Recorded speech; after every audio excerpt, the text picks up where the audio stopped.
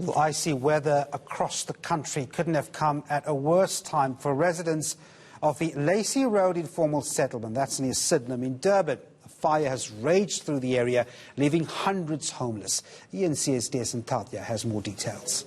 The fortunate side of all of this is that there has been some aid coming through, but it doesn't take away from what you just said. The timing of all of this couldn't be worse. We're at the Lacey Road informal settlement, and it's a fairly small community, but this fire yesterday has had a significant impact. You'll see it's just behind me. There were about 70 to 75 families that were affected as a result of that fire that ripped through the settlement yesterday afternoon, and it's now left those families homeless.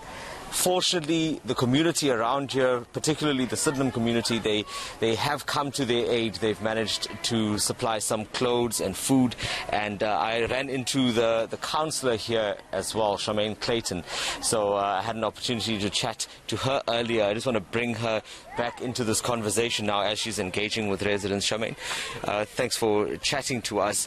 Firstly, where are those families now that have been displaced, and how are they doing? Okay, what has in fact happened is the community has come together. Initially it was said that they're going to be housed on the grounds, and then I was told no, they're not going to be housed on the grounds. Some of them will be sleeping in churches, some of them in halls, but up until now I'm not exactly certain where most of those people have got to.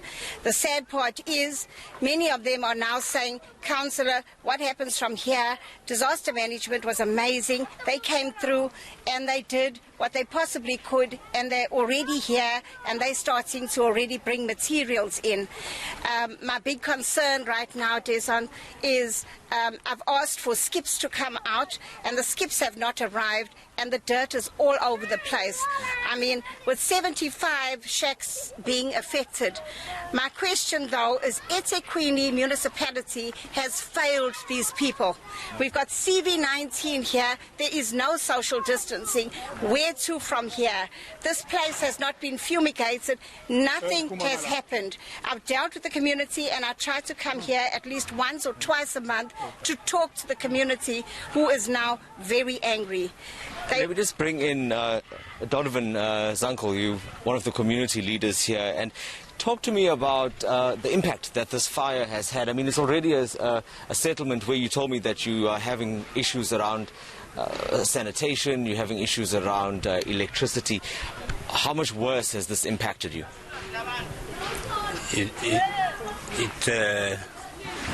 It's a lot of damage, but I didn't know what really happened, but I've been told it caused of the electricity box meter. Some of neighbors, they explained me one of the houses had a problem in a box, electricity box. That was the cause of the fire.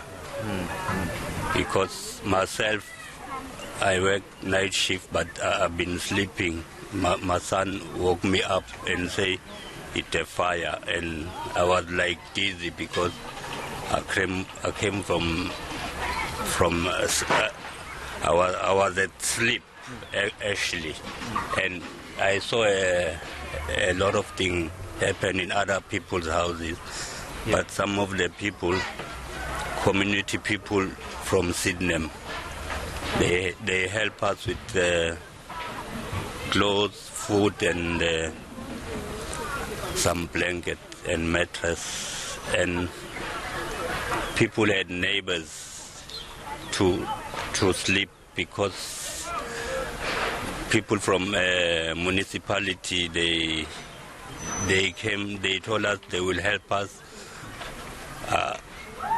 but what to call a tent for people to sleep. Did they put a tent up? No, they didn't put it. They tried to put it, but they said they might put it today. They changed the system. There was a lot of grass. They said they might put it today because it was a lot of grass. Thank you very much. We'll chat further. Tony, it's one of the residents that they're just explaining how the fire broke out. I get the sense that it had something to do with the electricity connection here. Hopefully there will be a tent up to house those displaced residents, but what we're being told now is that in the short term they've been assisted by neighbours, and as you've also heard the councillors say just now, there has been aid that has come in and people have managed to contribute, and we'll just take a look now to see if there's any progress on whether that tent will actually be erected by the municipality today.